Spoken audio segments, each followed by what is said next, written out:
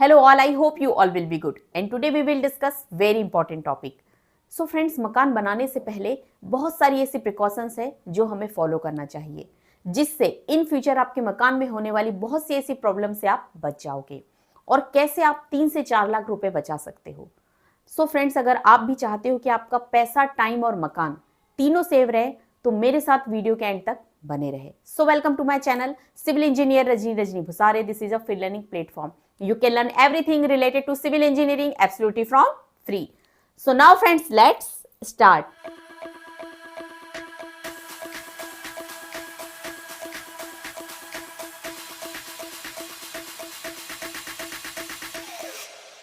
So now we come on the point. So point number 1. As you all know that जो plot area होता है हमेशा आपको square shape में ही खरीदना है। इससे क्या बेनिफिट होगा कि जो कंस्ट्रक्शन वर्क है वो बहुत अच्छे से होगा और मटेरियल की क्वालिटी भी मेंटेन रहेगी। तो कोशिश करें कि जो प्लॉट एरिया है आपका स्क्वायर शेप में होना चाहिए। Are you getting the point? अब बात करेंगे point number 2। So point number 2 ये है कि मकान बनाने से पहले आपको प्रॉपर ड्राइंग और डिजाइनिंग करवानी चाहिए। किसी अच्छे इंजीनियर से कंसल्ट करना चाहिए। आपको बेसिक डिटेल नहीं लेना है, आपको प्रॉपर स्ट्रक्चर की डिजाइनिंग करवाना है। इससे ये बेनिफिट होगा, लोड के अकॉर्डिंग कॉलम, बीम और फाउंडेशन की डिजाइन वो आपको प्रोवाइड करवाएगा। आपका एरिया कंज्यूम होगा और प्रॉपर एरिया का यूटिलाइजेशन होगा, जिससे आपके मकान की स्ट्रेंथ, ड्यूरेबिलिटी और लाइफ तीनों बढ़ जाएगी। तो मकान बनाने से पहले आपको इस चीज का भी ध्यान रखना है। Are you getting the point? अब बात करेंगे पॉइंट नंबर 3 की। सो पॉइंट नंबर 3 ये है कि मकान बनाने में आपको किसी अच्छे कॉन्ट्रैक्टर को हायर करना चाहिए और साथ ही साथ जो लेबर और मैशन है वो भी स्किल्ड वाले होना चाहिए। इससे क्या होगा कि आपके काम की जो क्वालिटी है वो मेंटेन रहेगी और आपका जो काम है वो कम टाइम पीरियड में फिनिश हो जाएगा। तो इस चीज का भी आपको ध्यान रखना है। सो पॉइंट नंबर 4 की अगर बात करें तो जो फाउंडेशन है वो आपको पाइल कैप के द्वारा बनानी है, जिसके लिए आपको किसी अच्छे इंजीनियर से कंसल्ट करना पड़ेगा। इससे आपको ये बेनिफिट होगा कि इसमें जो बैकफिलिंग की कॉस्ट है वो बच जाएगी। आपको इसमें 15,000 रुपए तक की सेविंग हो जाएगी। तो इस चीज का भी आपको ध्यान रखना है। अब हम बात करेंगे, हमारा नेक्स्ट पॉइंट है 5th नंबर। तो 5th पॉइंट की अगर बात करें कि मकान बनाने में कौन सी ब्रिक सबसे बेस्ट रहती है, इस पर भी हमने वीडियो बनाया है। आप चाहो तो मेरे प्लेलिस्ट में जाकर इस वीडियो को देख सकते हो कि मकान बनाने में कौन सी ब्रिक सबसे बेस्ट रहेगी।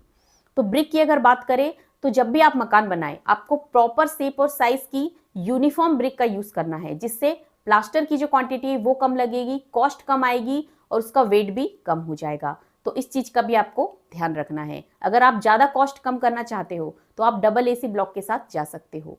ये जो ब्रिक है इसका साइज यूनिफॉर्म होता है। ये लाइट वेट होने के कारण आपका जो स्ट्रक्चर है वो भी लाइट वेटेड बनेगा, कॉस्ट भी कम आएगी। जहां आपको 15 लाख रुपए लग रहे हैं वहां आपका काम 12 लाख में इजिली हो जाएगा।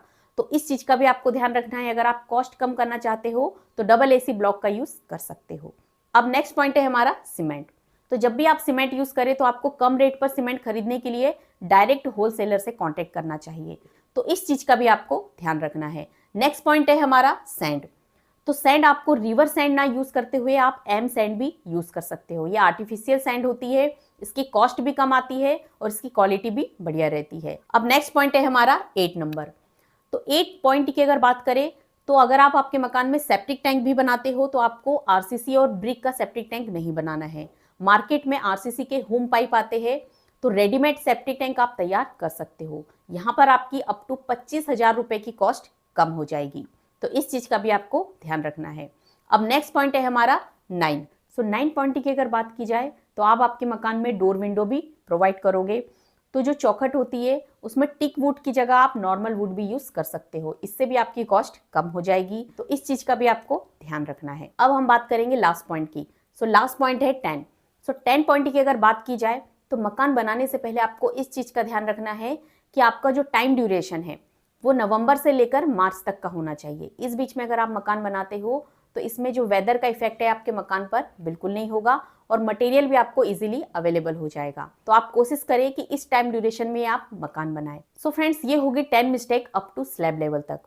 अब नेक्स्ट वीडियो हमारा रहेगा कि स्लैब लेवल से फिनिशिंग लेवल तक ऐसी कौन सी 10 मिस्टेक है जिसके कारण आपको बहुत सारी समस्याएं देखने को मिलती है और कैसे आप कॉस्ट को कम कर सकते हो। इसके लिए आपको हमारे चैनल को सब्सक्राइब करना होगा। सो आई होप फ्रेंड्स इस वीडियो में बताई गई जानकारी आपको अच्छे से समझ में आ गई होगी। फिर भी अगर आपको कोई डाउट है तो आप कमेंट्स करके पूछ सकते हो और इस वीडियो को लाइक, शेयर कर चैनल को सब्सक्राइब जरूर कीजिएगा। आज के वीडियो में इतना ही, मिलती हूँ नेक्स्ट वीडियो में। Thank you for watching.